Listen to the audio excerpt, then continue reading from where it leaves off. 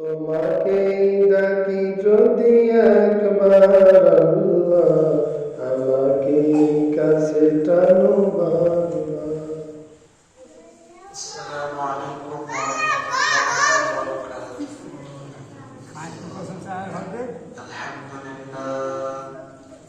আলহামদুলিল্লাহ নাহমাদুহু ওয়া নাস্তাঈনুহু ওয়া নাস্তাগফিরুহু ওয়া নু'মিনু বিহি ওয়া নাতাওয়াক্কালু আলাইহি ওয়া না'উযু বিল্লাহি মিন شرور أنفسنا ومن سيئات أعمالنا من يهد الله فلا مضل له ومن يضلله فلا هادي له وأشهد أن لا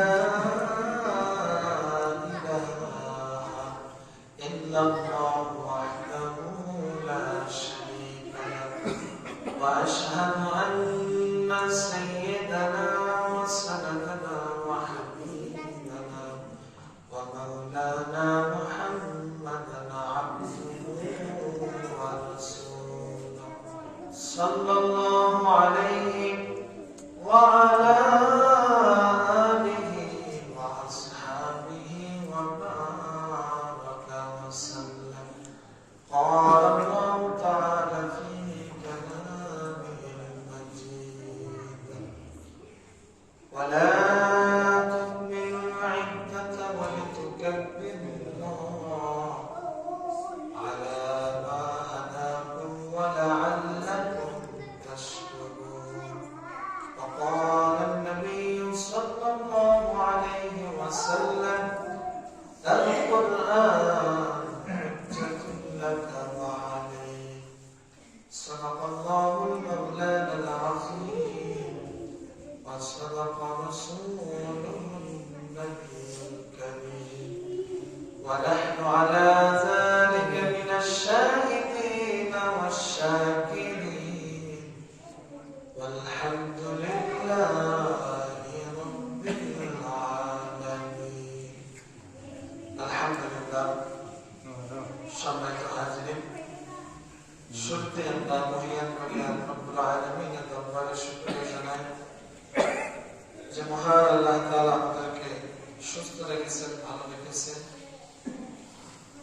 আজকে পবিত্র জুমার দিনে যথাসময়ে আমরা আল্লাহ তাআলার পবিত্র মসজিদে আসতে পেরেছি, বসতে পেরেছি। আল্লাহ তাআলা তৌফিক দিয়েছেন। খুশি মনে শুকরিয়া আদায় করি, সকলে আলহামদুলিল্লাহ। অসংখ্য দরুদ এবং সালাম বর্ষিত হোক বিশ্বনবী সাইয়্যিদুল মুরসালিন খাতামুন নবিয়্যিন জনাব মুহাম্মদ রাসূলুল্লাহ সাল্লাল্লাহু আলাইহি ওয়াসাল্লাম। আমাদের পক্ষ থেকে বর্ষিত হোক লক্ষ কোটি দরুদ সালাম। আল্লাহুম্মা সাল্লি আলাইহি আল্লাহুম্মা বারিক আলাইহি আল্লাহুম্মা আমিন। সম্মানিত হাজির, আজকে জুমা 24শে জুমাদুল আখির 1446 হিজরি সাল। আজকে চতুর্থ জুমা। আমরা উপস্থিত হয়েছি যথাসময়ে।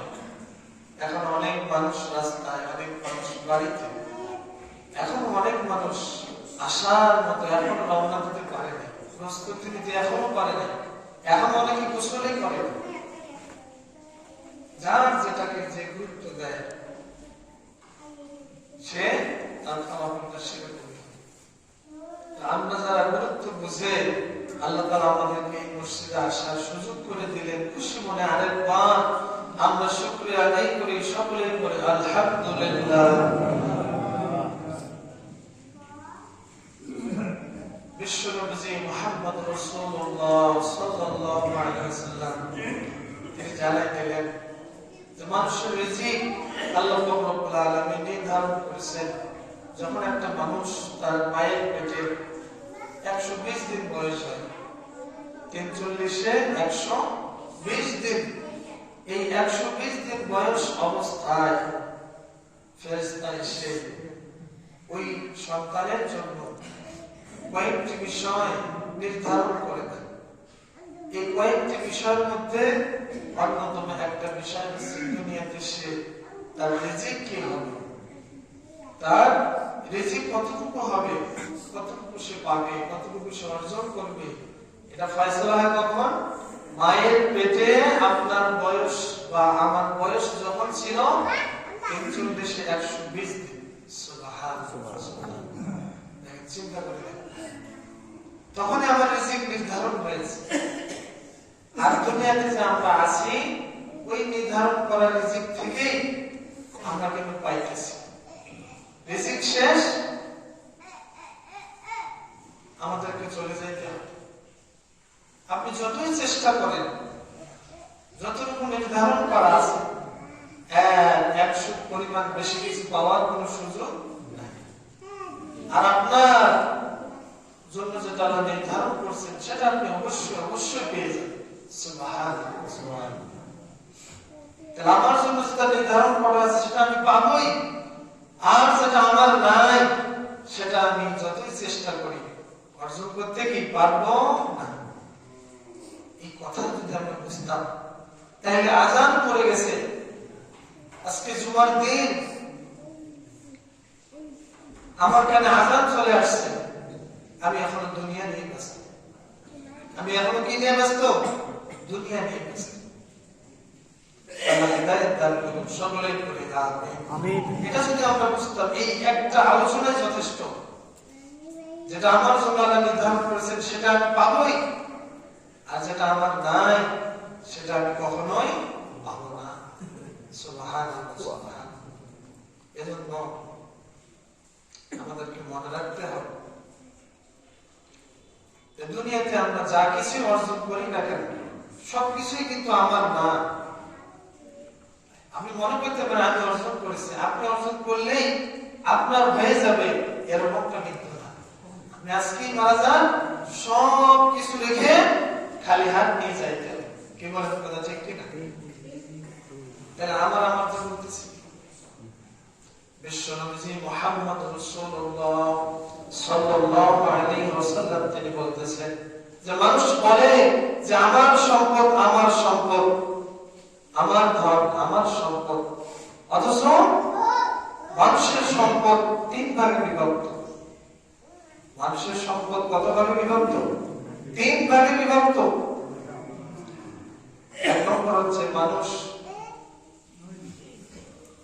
যেটা সে খাবে, নিজে খাবে, তার সেটা হজম হয়ে যাবে, এবং যেটা মানুষ পরিধান করবে সেটা পুরাতন হয়ে যাবে, এবং যেটা মানুষ অগ্রিম পরকালের জন্য ব্যয় করবে, দান করে দিবে, এটা আল্লাহ তাআলার খাতায় তার নামে এটা জমা হয়ে যাবে। সুবহানাল্লাহ। এই 3-এর বাইরে মানুষের কোনো সম্পদ নাই। এটা কার কথা? বিশ্বনবী বলতেছে। আচ্ছা বলেন তো, আমরা যারা রাসূলের উপর ঈমান আনছি, বিশ্বনবী বলেছেন, এটা কখনো মিথ্যা হতে পারে? কোনো সন্দেহ আছে? এই বাচ্চাটাকে কি করতেছে, ওটা সাইড করে দেন তো।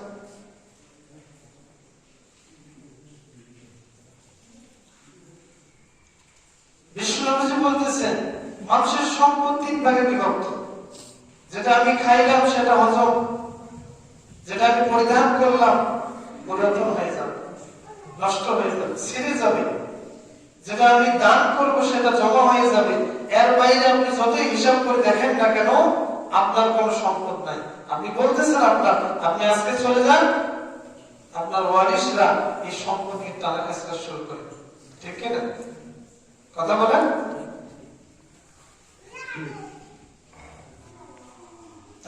আমি যে বলতেছি আমার সম্পদ, আমার সম্পদ, আল্লাহ তাআলা আমাদের সবাইকে হেদায়েত দান করুন, সকলেই পড়ে আমিন। সম্মানিত হাজিরিন, আজকের সংক্ষিপ্ত সময় আমরা 2-একটা কথা শুনবো। আল্লাহ তাআলা আমাদের সবাইকে আমলের নিয়ত শোনার তৌফিক দান করুন, সকলেই পড়ে আমিন। কিন্তু মানুষের স্বভাব হচ্ছে, মানুষ যত পায় মানুষ তত আরো চায়। মানুষের চাহিদার কোনো শেষ নাই, কোনো শেষ নাই। বিশ্বনবী বলেছেন যে মনে আদম সন্তানের চাহিদার কোনো শেষ থাকবে না। সে যতই পাবে তার চাহিদা আরো তত বেশি। চাহিদার কোনো লিমিটেশন, কোনো নির্ধারণ, কোনো সীমানা কিন্তু নাই। বিশ্বনবী উদাহরণ দিচ্ছে, দেখেন উদাহরণটা কত সুন্দর একটা উদাহরণ। তিনি কোনো বান্দাকে যদি আল্লাহ তাআলা দুইটা উপত্যকা মানে বিশাল বড় মাঠ, এই বিশাল বড় মাঠ দুইটা মাঠ, এই পুরোপুরি দুইটা মাঠ ভর্তি যদি কোন ব্যক্তিকে সম্পদ দেওয়া হয়, স্বর্ণ দেওয়া হয়, তারপর দুইটা বড় মাঠ স্বর্ণ দিয়ে ভর্তি হয়ে গেছে, কোন বান্দাকে যদি এই দুই মাঠ ভর্তি স্বর্ণ দেওয়া হয়, এই দুই মাঠ ভর্তি স্বর্ণের মালিক যদি কোনো বান্দা হয়, হওয়ার পরে তখন ওই বান্দা চিন্তা করবে যে আমার আরেকটা স্বর্ণের মাঠ কিভাবে হয়। কথাটা বলছে বুঝে থাকলে বলেন যে আমার যদি বিশাল বড় মাঠে স্বর্ণ দিয়ে ভর্তি এরকম সম্পদের যদি মালিক আমি হই, এটাকে আমি আমার 14 গোষ্ঠী খেয়ে শেষ করতে পারবো? পারবো কি? বুঝে শুনে বলেন, পারবো? সেখানে আমি দুইটা পাইছি, তাহলে আমার আরেকটা লাগবে কেন? এটাই হচ্ছে মানুষের স্বভাব, এটাই কি মানুষের বিশ্বনবী বলতেছেন কবরের মাটি ছাড়া, মানে যতক্ষণ না ওই ব্যক্তিটা কবরে যাবে, কবরের মাটি যতক্ষণ না যাবে ততক্ষণ এই ব্যক্তিকে আপনি যতই দেন তার চাহিদা কি আরো তত বেশি, তত বেশি। আল্লাহ তাআলা আমাদের সহি সমঝদার করুক, সকলেই পড়ি আমিন। এটাই বাস্তব। আমাদের সমাজে এরকম অনেক মানুষ আছে, এই পৃথিবীতে এমনও বড় লোক আছে, এমনও সম্পদশালী আছে যার মিনিটে কোটি কোটি লক্ষ লক্ষ টাকা ইনকাম আছে, মিনিটে। তারপর তার দেখবে, তাকে জিজ্ঞেস করেন যে আপনার কি চাহিদা শেষ? সে কি বলবেন? তার চাহিদা আরো বেশি, তার চাহিদা কি আরো বেশি। আল্লাহ তাআলা আমাদের সবাইকে বোঝার তৌফিক দান করুন, সকলেই পড়ে আমিন। অথচ মানুষের সম্পদ ওই 3 ভাগ বললাম, এর বাইরে মানুষের কোনো সম্পদ নেই। আর বেশি সম্পদ হলে কি হবে? আপনার হিসাবটাও বেশি হবে। মনে করছেন যে সম্পদ বেশি, হিসাব করা সহজ না। সম্পদ বেশি হলে আপনার হিসাবটাও কি হবে? সময় লাগবে, কঠিন আছে।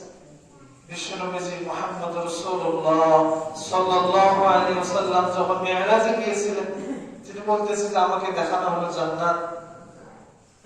আমি দেখতেছি যে জান্নাতে অধিকাংশ মানুষ গরিব মিসকিন মানুষ, মানে গরিব মানুষরা বেশি জান্নাতে চলে গেছে। বলেন সুবহানাল্লাহ। হাদিসে আসছে যে কিয়ামতের ময়দানে ধনী বিত্তশালী যারা বেশি ধন সম্পদের মালিক, তাদের আগে সাধারণ মানুষ, গরিব মানুষ 40 বছর আগে, কোন বর্ণনায় আসছে 500 বছর আগে গরিব মানুষ জান্নাতে চলে যাবে। কি কারণ বলেন তো? তার সম্পদ ছিল অল্প, তার হিসাবও ছিল অল্প, অল্প হিসাব দিয়ে এসে চলে গেছে জান্নাতে। সুবহানাল্লাহ। বিশ্বনবী বলতেছেন যে আমাকে মেয়েরাজ রাতে যখন জান্নাত দেখানো হলো, আমি দেখতেছি যে জান্নাতে অধিকাংশ মানুষ গরিব, গরিব মানুষকে আল্লাহ তাআলা ভালোবেসে জান্নাত দিয়েছে। সুবহানাল্লাহ। আর যারা ধন সম্পদ, যারা অনেক বিত্তশালী যারা ছিল, ধনী মানুষ যারা ছিল, তারা আটকা পড়ে গেছে, তারা যাইতে পারতেছে, তাদের এখনো হিসাব বাকি। আবার এর মধ্যে যারা কাফের, তারা জাহান্নামে চলে যাচ্ছে।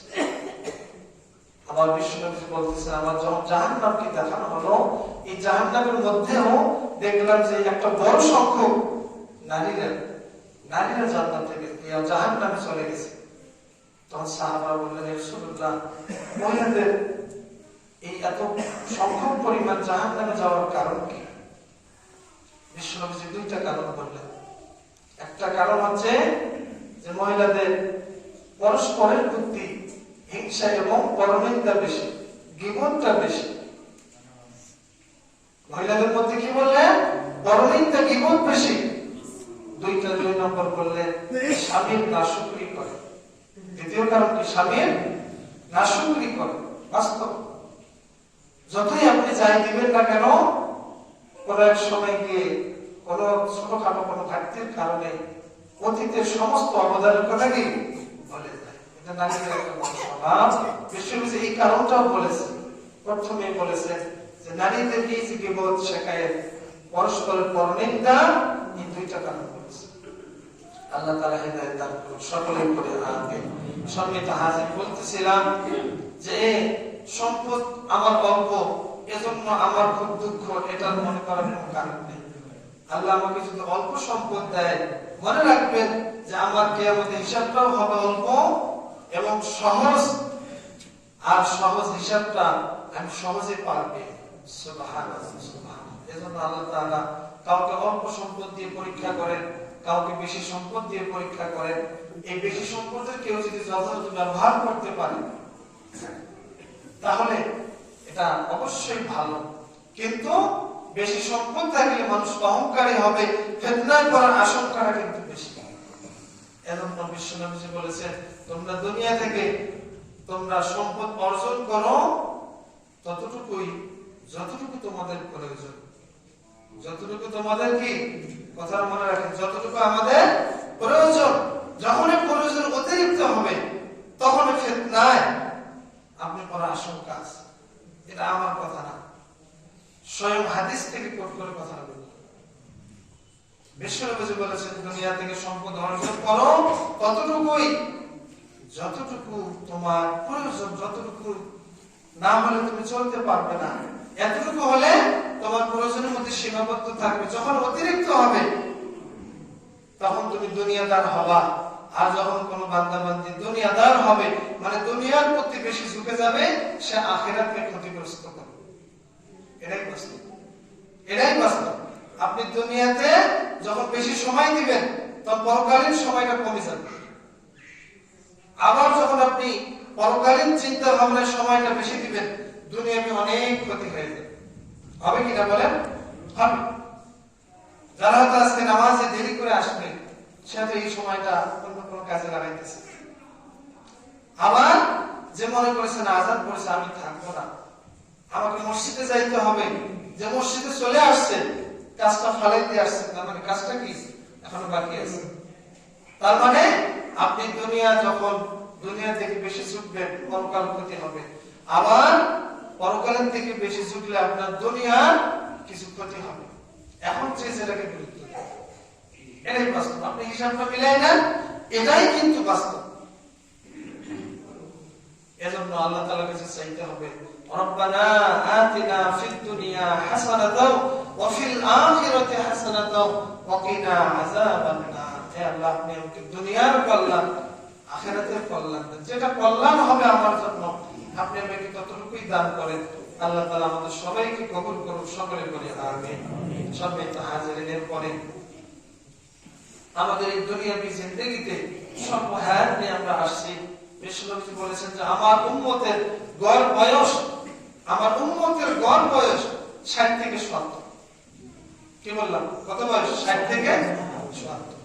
দেখবেন যে রাসূলের স্ত্রী আম্মা জান এবং পরবর্তী খলিফাগণ এবং ইমামগণ অনেকেই দেখবেন অধিকাংশ তাদের বয়স ছিল 60 থেকে 70।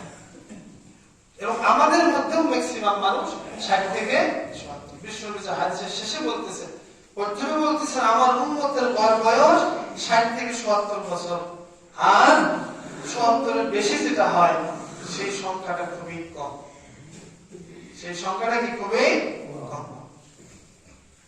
কিন্তু আল্লাহ তাআলা এই স্বল্প হায়াতের মধ্যে কিছু কিছু বিশেষ দিন, বিশেষ রাত, বিশেষ সময়, এই সময়ের মধ্যে এমন বরকত দিয়েছেন যেটা আমল করলে পরে আগেকার উম্মত 500-1000 বছর হায়াত পেয়েও যেটা অর্জন করতে পারে নাই, সেটা আপনার অর্জন হয়। সুবহানাল্লাহ। বলতেছিলাম রাসূল বলেছেন আমার উম্মতের গড় বয়স 60 থেকে 70। এই স্বল্প হায়াত নিয়ে আমরা আসছি এই দুনিয়াতে চলতে, এই ফিতনা ফাসাদের জামানায় আপনি চলতে। গুনাহ কিন্তু হবেই, গুনাহ কি আমাদের হবেই। গুনাহ মুক্ত কোনো মানুষের কোনো জীবন নাই। মানুষের চলতে ফিরতে, কথাবার্তায় মানুষের কিন্তু ভুল ত্রুটি হবে। এটা নিয়ে টেনশন করার কারণ নাই যে এরকমটা পরকালমুখী জিন্দেগি বলতে মনে হয় এরকম যে তার কোনো গুনাহ হবে না।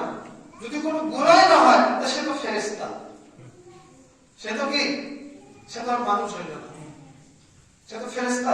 মানে ফেরেশতাদের কোনো গুনাহ নেই, ফেরেশতাদের গুনাহ করার কোনো শক্তি, সামর্থ্য, কোনো অপশনই নাই। তাদের কোনো স্বাধীন চিন্তা ভাবনাই নাই। আল্লাহ তাআলা তাদেরকে এমন ভাবে তৈরি করেছেন, আল্লাহ যা হুকুম করেছে সে ফেরেশতার সেই হুকুমের মধ্যেই তারা আছে। আর মানুষকে আল্লাহ তাআলা একটু স্বাধীনতা দিয়েছে, একটু ভালো মন্দ বোঝার একটু ক্ষমতা দিয়েছে, একটু স্বাধীনতা দিয়েছে। বান্দা চাইলেই তুমি গুনাহ করতে পারবে, চাইলেই তুমি ভালো কাজ করতে পারবে। এই স্বল্প হায়াতের মধ্যে আমরা শয়তানের ধোঁকায় পড়ে আমাদের নফসের গোলামিতে আমাদের গুনাহ হতেই পারে, স্বাভাবিক গুনাহ হতেই পারে। বিশ্বনবী বলেছেন, সাহাবাদেরকে বলতে, সাহাবারা তোমরা শোনো যে এই দুনিয়ার মানুষের চলতে গিয়ে, এই দুনিয়াতে চলতে গিয়ে মানুষের গুনাহ হবে। কেন? তখন বিশ্বনবী উদাহরণ দিলেন যে তোমরা বলো তো, যে কোন ব্যক্তি যদি কোন ব্যক্তি পানি দিয়ে চলাচল করবে কিন্তু তার শরীরে কোনো পানি লাগবে না, পানি দিয়ে হাঁটবে কিন্তু পায়ের মধ্যে কোনো পানি লাগবে না, এটা কি সম্ভব? সাহাবারা বললেন, এটা তো কখন সম্ভব না। পানি দিয়ে চলবে, শরীরে কোনো পানি লাগবে না। বিশ্বনবী বললেন, এটাই হচ্ছে দুনিয়ার উদাহরণ। কোন বান্দা যখন দুনিয়াতে থাকবে তার কোনো গুনাহই হবে না, এটা হতে পারে না। হবে, কিন্তু বিশ্বনবী বলেছেন যে কুল্লু বানি আদম খাত্তাউন, প্রত্যেকটা মানুষই ভুল করে। অখায়রুল খাত্তাইন আত-তাওয়াবুন, তবে ওই বান্দাটাই হচ্ছে উত্তম, ওই গুনাহগারই হচ্ছে উত্তম যে ব্যক্তিটা গুনাহ করার পরে তওবা করে। সুবহানাল্লাহ, জোরে বলেন না সুবহানাল্লাহ। তার মানে কি? আপনি যখন টের পাইলেন যে আমার তো ভুল হয়ে গেল, গুনাহ হয়ে গেল, যে ব্যক্তি গুনাহ থেকে সরে আসে পরবর্তী কাজের ব্যাপারে সাবধান থাকে, সতর্ক থাকে, এবং এই গুনাহের জন্য তার মনে আফসোস চলে আসে, কাজটা কেন করলাম, বুঝে নিবে যে এটাই হচ্ছে আল্লাহর পক্ষ থেকে গুনাহ মাফের লক্ষণ। সুবহানাল্লাহ। আপনি গুনাহ করেই যাচ্ছেন, আপনার কোনো অনুভূতি নাই, কোনো অনুভূতি নাই, চলতেছেন, ফিরতেছেন, খাটতেছেন, চলতেছেন, কোনো সমস্যা মনেই হয় না, মনের মতো কোনো কেনাও আসতেছে না। আমি যে কাজগুলো করি, আমি যে এইভাবে চলতেছি, এটা কি আমার আসলে ঠিক হচ্ছে, এরকম কোনো চিন্তাই নাই। তখন বুঝে নিবেন যে আপনার ফিরে আসাটা অনেক কঠিন, আপনার ফিরে আসাটা অনেক কঠিন। আর যদি মনে করেন এরকম অনুতপ্ত মনের ভিতরে আসে, আসলে কাজটা করে আমার ভালো হইল, এটা আমার হয়তো ঠিক হয় নাই, কথাটা বললাম ঠিক হইল না, কাজটা করলাম ঠিক হইল না, এরকম মনের মধ্যে যখন এরকম অশান্তি সৃষ্টি হবে, মনের মধ্যে এরকম চিন্তা ভাবনা আসবে, বুঝে নিবেন এটাই হচ্ছে গুনাহ মাফের লক্ষণ। আর এই অবস্থায় অনুতপ্ত হয়ে যদি আমরা আল্লাহ তাআলার কাছে ক্ষমা চাই, অবশ্যই অবশ্যই ওই বান্দা বান্দির দোয়া আল্লাহ তাআলা অবশ্যই কবুল করে নেবেন। এবং যখন কোন বান্দা বান্দি তওবা করবে, তওবা করার কারণে বিশ্বনবী বলেছেন, আত-তাইবু মিনাজ যামবি কামান লা যামবা লাহু, গুনাহ থেকে তওবাকারী ওই ব্যক্তির মতো হয়ে যায় যেন সে গুনাহই করে না। সুবহানাল্লাহ। আল্লাহ তাআলা আমাদের সবাইকে আজকের সংক্ষিপ্ত সময়ের সংক্ষিপ্ত আলোচনা আল্লাহ তাআলা আমাদেরকে বুঝার তৌফিক দান করুন, সকলেই বলি আমিন। যে কথাটা বললাম, আল্লাহ আমাকে যা দিয়েছে যতটুকু পাইছি এর উপর সন্তুষ্ট। কারণ ছোট ছোট আছে, আমার বড় বড় আছে। আপনি কোন জায়গায় থাকতে চান? আপনি যদি বলতে চান আমার আরো লাগবে, আরো কোনো সীমানা নাই, কোনো সীমানা নাই, কোনো সীমানা। এই জন্য বিশ্বনবী বলেছেন, উনজুর ইলা মান হুয়া আসফালা মিনকুম, তুমি তাকাও তোমার থেকে যারা খারাপ অবস্থানে আছে তাদের দিকে তাকাও, তাহলে তোমার শুকরিয়া আসবে। আর তোমার অবস্থান থেকে যারা উপরে আছে তুমি তাদের দিকে তাকাইলে তোমার মনে কখনো পরিতৃপ্তি আসবে না, তোমার জীবন এভাবেই শেষ হবে, তুমি কখনো শান্তিও পাবে না। আর একজন ব্যক্তি হাসপাতালের বেডে কাতরাচ্ছে, অসুস্থ অবস্থায় পড়ে আছে, আল্লাহ আমাকে সুস্থ রাখছে, আমি চলতেছি ফিরতেছি, এই যে অনুভূতিটা, এটা যদি আপনি ভাবেন যে আল্লাহ আমাকে সুস্থ রাখছে, কত মানুষ তো এখন অসুস্থ, তাদের দিকে আপনি তাকাইলেই আপনার শুকরিয়া আসবে, আপনার শুকরিয়া আসবে। আর আপনি সুস্থ আছেন, এর দিকে আপনার কোনো চিন্তা ভাবনা নাই। যারা হয়তো অনেক কোটি কোটি টাকার মালিক হয়ে গেছে, আপনার দৃষ্টি শুধু তাদের দিকে। আপনি তো সুস্থ আছেন, অনেক নিয়ামতের আপনি আছেন, এই নিয়ামতের শুকরিয়া আদায় করা তো দূরের কথা, মনের মতো কখন আপনি শান্তি আসবে। কারণ এই ভালো কোন সীমানা নেই, ভালো কোন সীমা নেই। ভালো হচ্ছে যেটা আপনি আছেন এর উপর সন্তুষ্ট হয়ে আলহামদুলিল্লাহ বলার নামই হচ্ছে ভালো। বলেন সুবহানাল্লাহ। আল্লাহ তাআলা আমাদের সবাইকে এই মূল্যবান কথাটা সব বলে গেল আজকের আলোচনা থেকে, এই শেষের এই কথাটা আমরা যাতে আমল করতে পারি, আল্লাহ তাআলা আমাদের সবাইকে তৌফিক দান করুন, সকলেই পড়ি আমিন। ওয়া আখিরু দাওয়ানা আলহামদুলিল্লাহি রাব্বিল আলামিন।